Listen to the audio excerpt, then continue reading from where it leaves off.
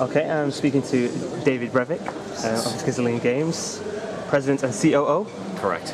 Well, let's start with it. David Brevik, your name is pretty synonymous with Diablo 1 and 2, which is a pretty good legacy to have, I have to say.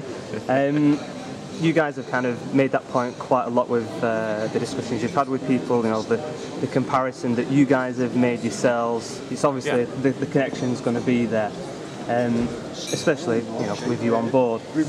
It's been a decade since Diablo 2 was released. More than that. When was Diablo 2? I thought it was like 90. So it's like 97, was it that it was? Yeah, 97, I think, 96, 97, somewhere right in there was Diablo 1. Diablo 2 was 99 or 2000, okay. Right in there. So let's go. It's been a while. It's been a while. Decade. Yeah. So how do you think the gaming community has changed since then, and how has that affected development of Marvel Heroes? That's a good question. I think that it's changed a lot. And I've learned a lot as well, because in between there, I was with Flagship Studios and we made Hellgate London, and I learned a lot of lessons making Hellgate, and so I think that. Would you like to have some more coffee, sir? Okay, thanks. And so going back now, I think that the industry has changed, and the types of games that are created now are pretty fundamentally different. Massive multiplayer games were something that didn't really exist. I mean, one of the very first internet games was Diablo 1, and so having massive multiplayer really become a thing.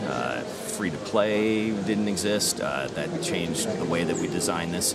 But I think, you know, graphic fidelity, this Diablo 2 was sprite-based, not 3D. You know, there's a lot that has changed,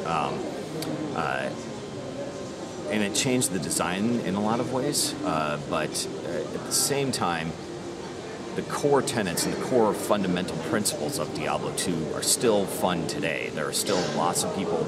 You can go to the store and buy a copy of it. You know, it's still on shelves. And it's there for a reason, which is that gameplay is inherently just fun. So I think that keeping that core gameplay is important, but then adding on features that weren't even really possible 12 years ago is how we bridge that gap and create a new evolved version of that, which is what we're hoping with Marvel Heroes. So what do you, I mean, obviously Diablo 1 and 2 was your main experience. What are those core tenets, do you think, that not necessarily just need to be in this game, but should be in like all MMO, you know, RPGs? For all action RPGs, some of the core tenets for me are, well, action. Can you know, wear out your mouse button finger? That's I'm there. That's definitely one of them. And you know, I want action. I want lots of enemies on the screen. I want lots of things happening. I want fun effects. I want options and strategy about which powers I'm using, and depth there. I like the ability to customize your character in the way that you play. That's very important, and having choices to make that are important in the way that you build your character. Then for me, obviously, the entire thing is, and action RPGs are about loot, and making sure that that loot game is very, very complex. Even though it appears simple, underneath all the systems that go to making a great loot system are pretty complicated. There's lots of different parts, and why those parts are there and how they exist and how they go together is something I think is fundamental. And then also the replayability of these things, which goes with random levels. Random levels are there so you can play it over and over again. You get new experiences, and here's a game where we're going to have 22 plus characters and character classes. We want you to play the game over and over again, and if the levels were the same, it would kind of be pretty boring after a little while. And here's an opportunity to experience something new every single time you play, and that's, you know, I think that those are all fundamental tenets of, and things that we've kept to make Marvel Heroes feel and play similar to Diablo 2. Yes. Last year at Gamescom in Germany, you gave an interesting and what I'd say quite an open interview to one of the guys there, and you were basically sharing your thoughts on Diablo 3. A number of times, as you've just done now, when people are asking your opinion on different features and stuff, you, especially with the interview then, you were saying that's not how I would have done it, and you know, that's not what I would have done.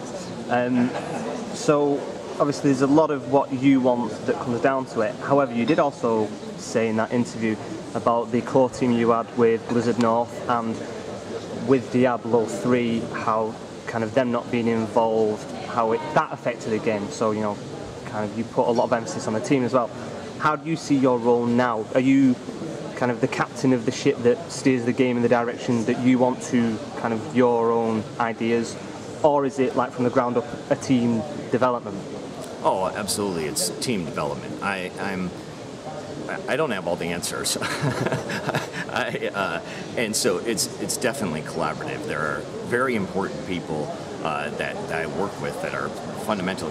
Peter Hu is one example of a person that I work closely with. He's principal designer on the project, and he for instance, made the Diablo famed Diablo 110 patch pretty much all by himself, and that, you know, having people like that on the project just means so much, not only to me, but also to the entire game and making it feel more like that kind of experience. Having people I've worked with that came from Blizzard North, and the expertise that we gained by making those games and the lessons we learned and everything like that, being able to apply them now is, I think, very, very important. And so I think that's what really makes Marvel Heroes what it is. And the entire team itself, I'm always open up to input. You know, people come up with ideas. I think they're great. We put them in. Yes, I make a lot of the judgment calls, but at the same time, you know, I solicit feedback from everybody on the team, not just even the team, but also the community as well. And so I read a lot of the forums and a lot of the posts, and we talk about the things internally. And so I think that I'm always looking to make a better game, and that input can come from anybody.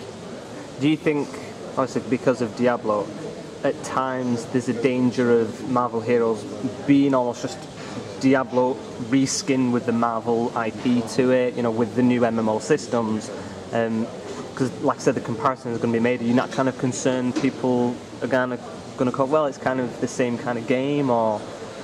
I hope they get that. Yeah, that's a compliment to you. Yeah, you're happy with that anyway. If we have that problem, I think that I can deal with that. You know, that, I mean, part of the reason Diablo feels like Diablo is because, well, I did a lot of coding on it, and I know how it works, and I know the rules that we took, you know, when we're, you know, doing input and how we create, you know, the feedback and all of these kind of things. And so,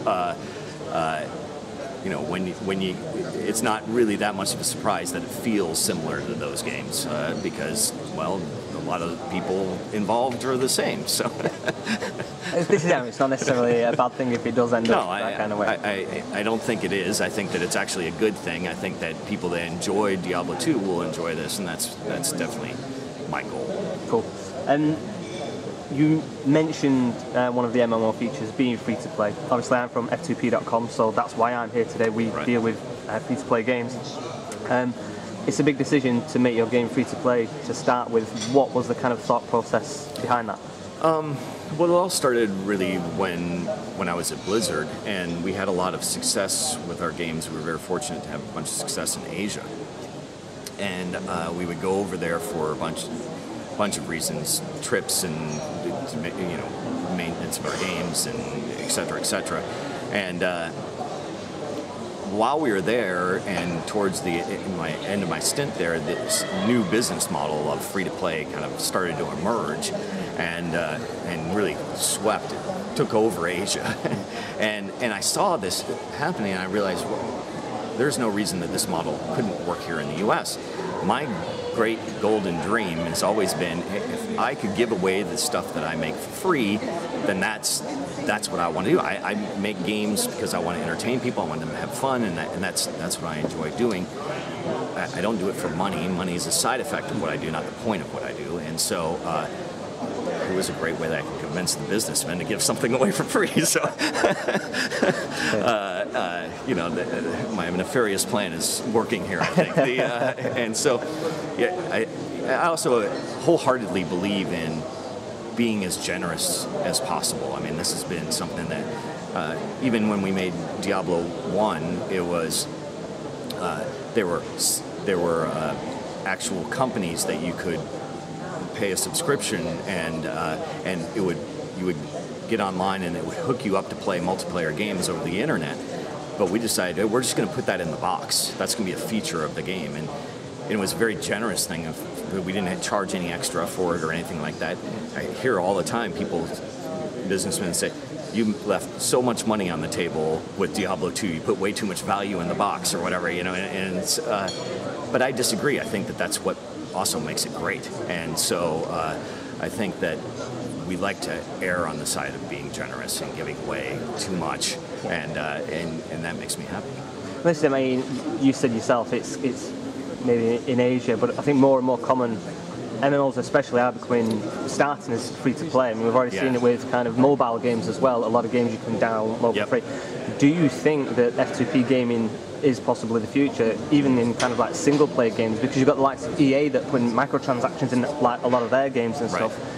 What do you think of kind of the future? No, absolutely. I think that free to play, in a lot of ways, it really shows you how much confidence you have in the product. And in a lot of ways, it's also kind of like the new demo. You know, it's here's an opportunity to play the game and experience everything. And if you really liked it, then maybe you'll buy something. And so I think that mentality, I think, is it's great for the industry, and I see it as something that really isn't going away. And obviously, it can be very successful. Maybe not as, we aren't going to do something as heavy-handed maybe as some of the Zynga things, but obviously that did really well for them. So it's hard to argue with their methodology. So the you know, I think we like to try and follow more of like the League of Legends style